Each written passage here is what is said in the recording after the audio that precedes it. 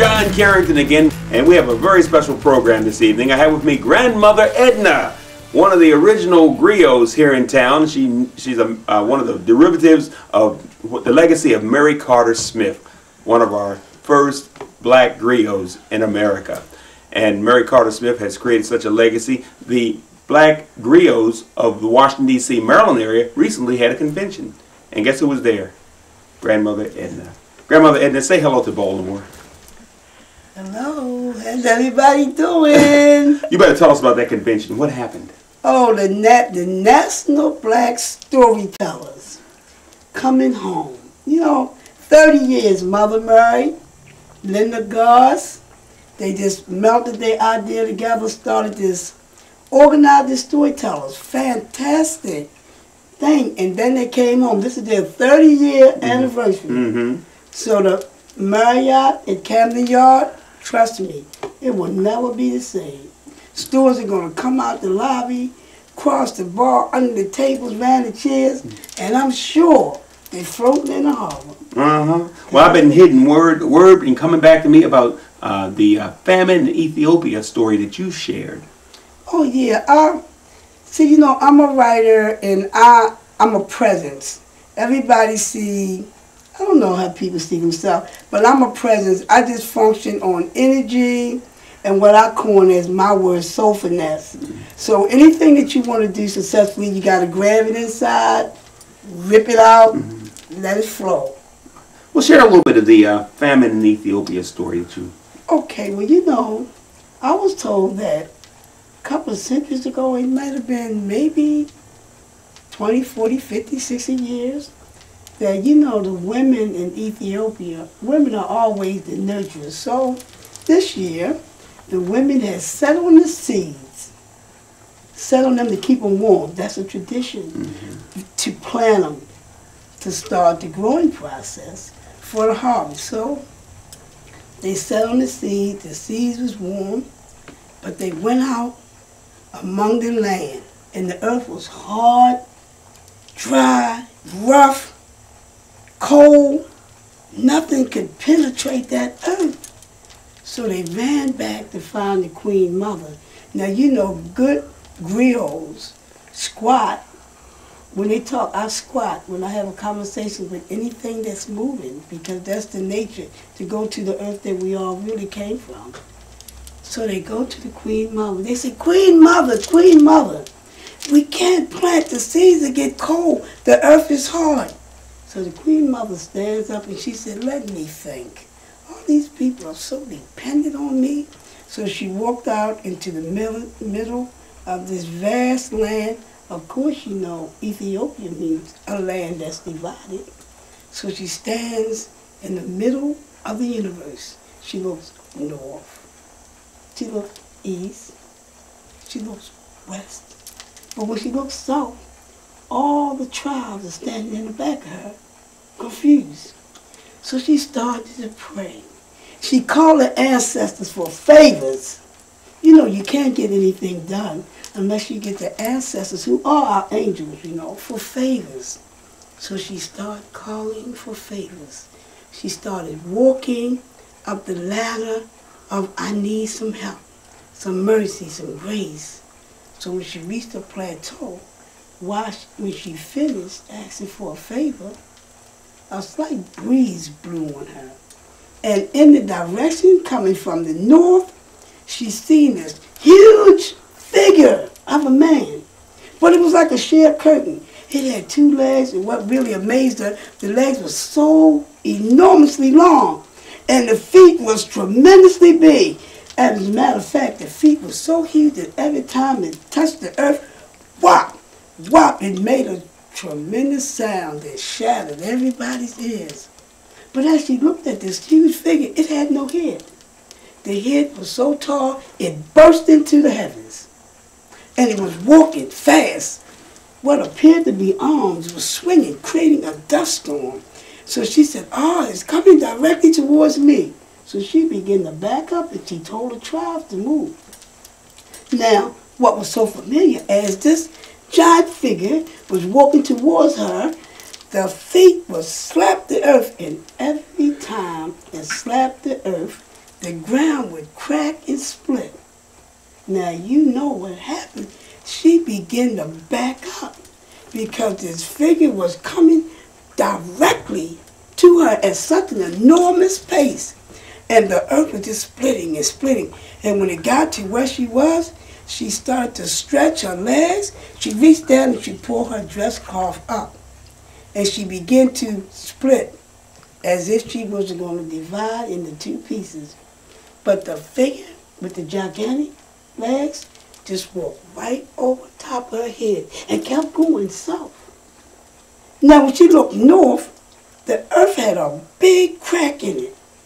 You know the story of it now. So when she looked up at the heavens, she noticed that the shoulders, the head that you could not see, was ripping the heavens apart. Now that was, the sky was blue, it ripped that. And when it came to a cloud, it burst right through the white cloud. So you know now, I teach history. So the Nile River runs from north, south. Is the longest free-flowing body of water in the world. Mm. And because that figure ripped the heavens apart, when it began to rain, the water became blue as it hit the split in the ground. And then the clouds overflew and burst, and the white clear rain began to hit. Now, if you go check your history books, you'll know that the Nile is so fantastic that you have the blue Nile and you have the white Nile. Now, these people stood on the earth and they watched this fantastic body of water just grew and grew and grew. And it just multiplied for days. But what the thing was, they watched it for almost a year. So the Nile set the destiny for 365 days. And when it rose, it kept them up. That was the daylight hours, 24 hours a day. And when it settled down at night, people begin to rest. Now, in the daytime, when the tides just flowed down the Nile and you hear the water slapping against, that was the orchestra, you understand. You know, when the water began to flow in the daytime, it became the orchestra. When the waves slapped up against the shore, that's the horns that you hear. The waves became the grand orchestra. And all the silent noise that you hear, the slap, slap, slap, slap, that became the universal drum. Now, as the story goes, the water began to overflow and flood all the way to this big area where the pyramids and stuff that seemed to be standing.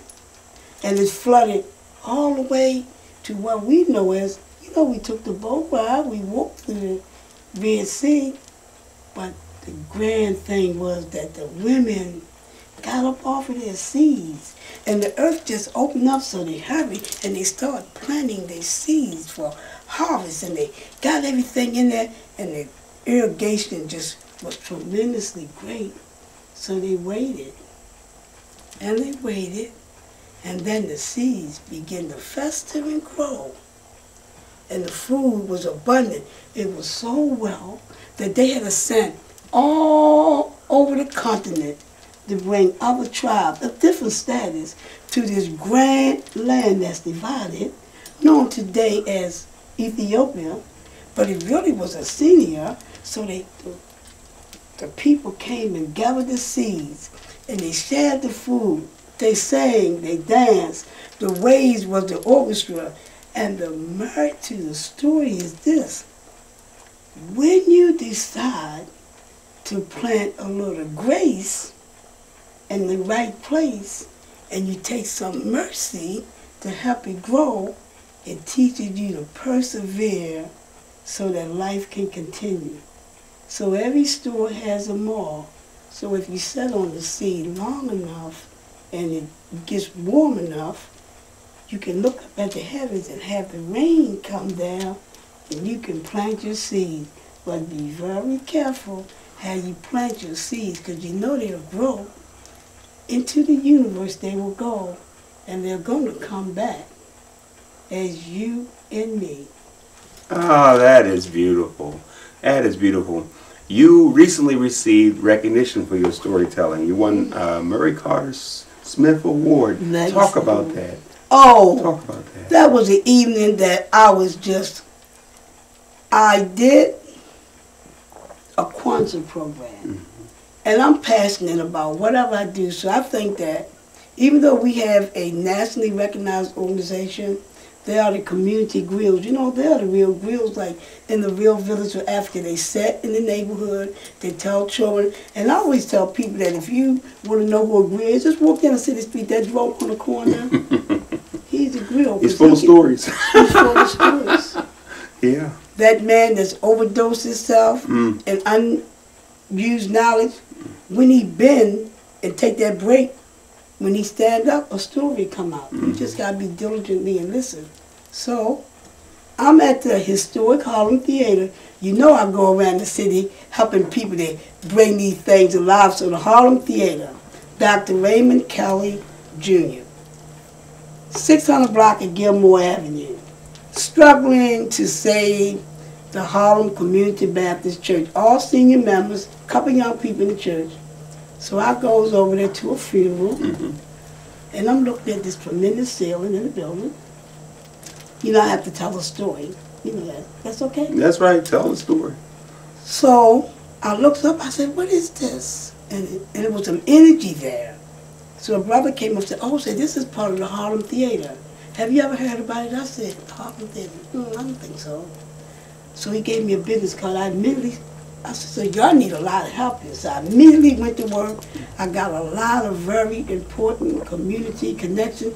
Took them to Dr. Kelly. We knitted a barn. Got my brother-in-law. They had electric cords running through the building. I was like, oh! So my brother-in-law went in there and rewired the whole building. And I took him a grant from Dr. Joanne Martin.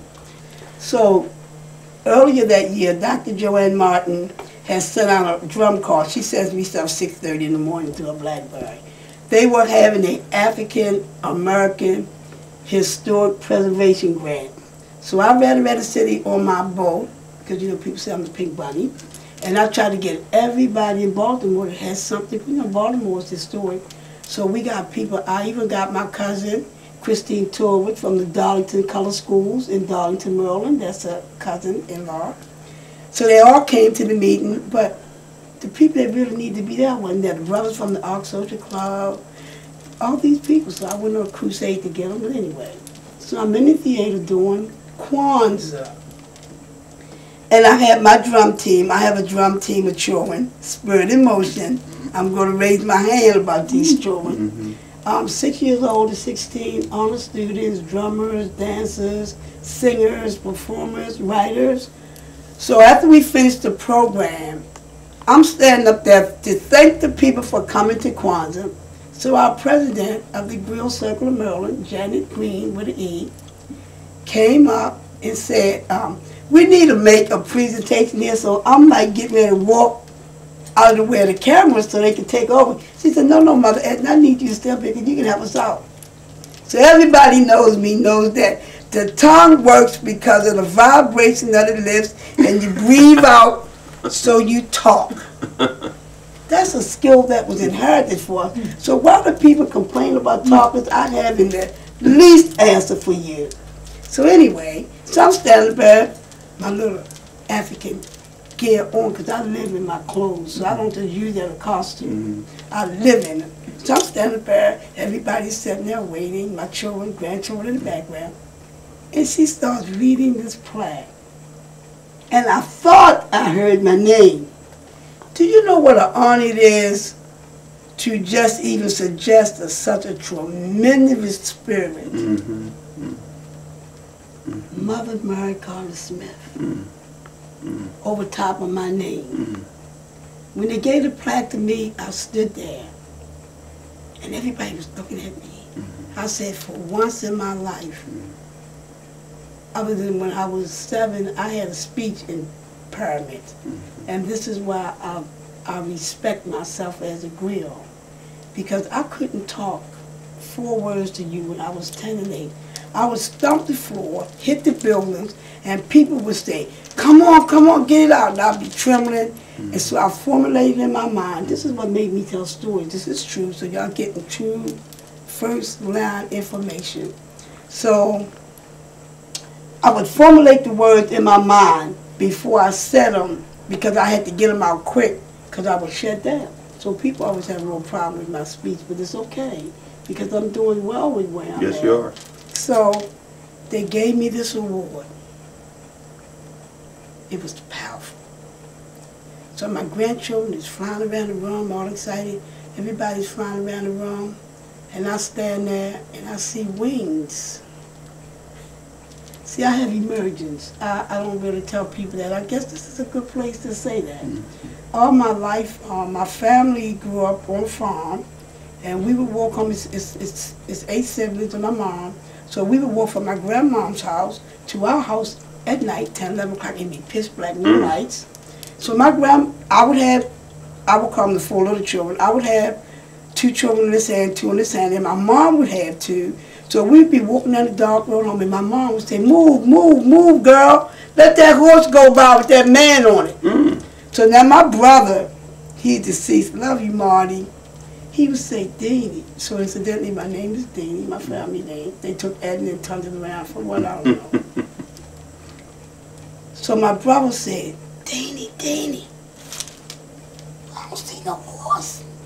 So I'd be just as terrified as he was. I would say, he wasn't paying attention, he's already gone. But my mom had an intervention with things. Now, all my childhood, I never saw anything. I would not lie. But as I grow older, I would walk places and I would get I call it transformation. Now I have a title. I will be walking down the street and all of a sudden I see myself in Egypt, flying over the desert sand, flying over this thing and that thing, and I wake up, come to my senses, sitting on the park bench with people looking at me like, well, where has she been? And then 2 or 3 weeks later, it's on the news. So I journeyed. I just step out. This is my story. I call myself the sacred Griot because my spirit is a bird in flight. You know, we were the people that could fly before we was captured and put on the slave ships. We would fly. Toni Morrison wrote Songs of Solomon. If you read it very carefully, she will talk about the leapers. If you read the book, The People Who Fly, they will tell you about the Africans who flew. I believe we were birds in flight. I believe that. Now, we became wingless when we was captured and put on the ships, and people began to merge so that their identity would, those were the griots. So the griots was on the ships, nobody could talk to each other, but that wingless bird in flight that sat in the corner, that hid with his eyes, that thought with his heart, that moved in motion.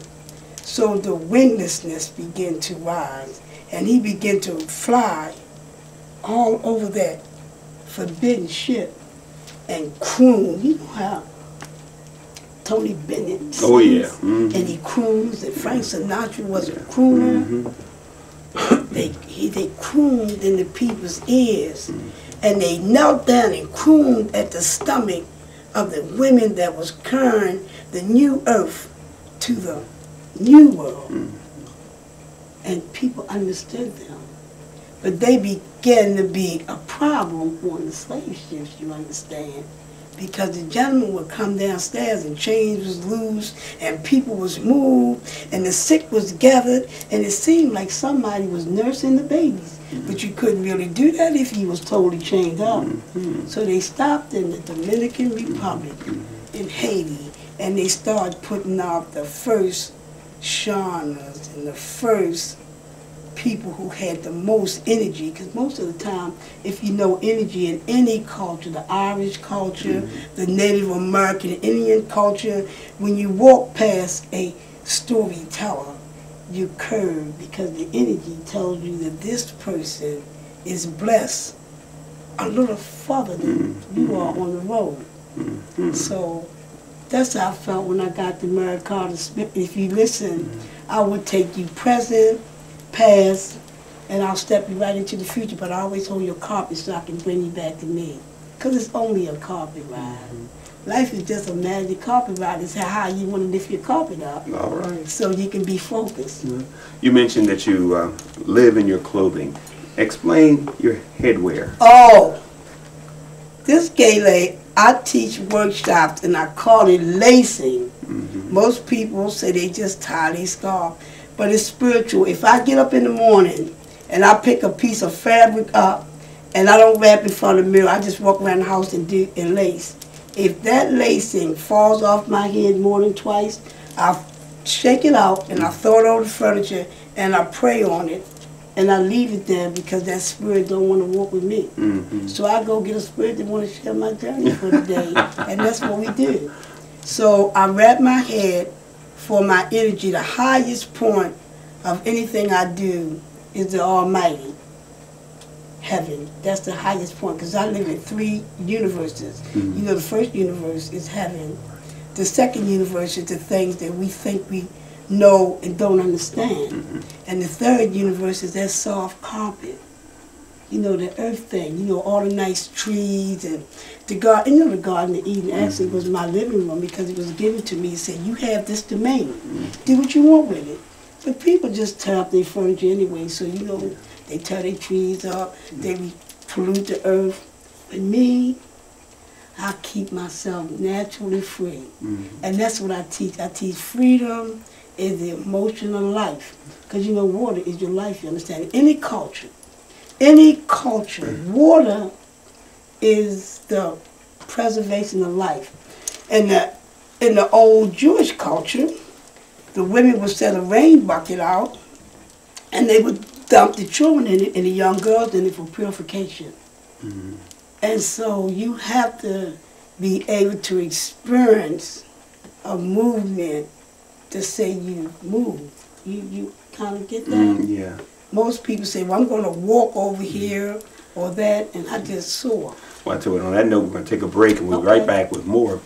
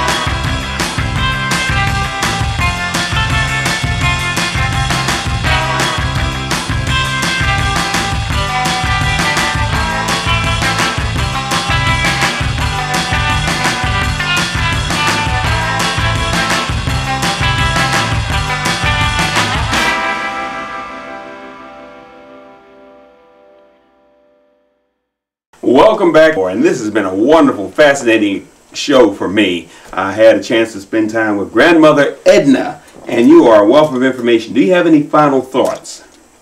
Just to let people know that they can have me come out. I'm mobile.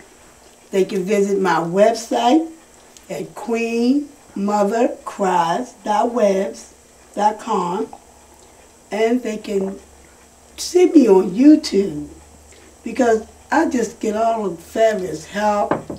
Hansbury Cross, Grandmother Edna, beautiful interview done in the Maryland Women Heritage Center by Miss Lorraine. This is a beautiful sister. And you know something? It's been a real pleasure. And I just want to say bye-bye. And John, it's been a real pleasure. Bye-bye.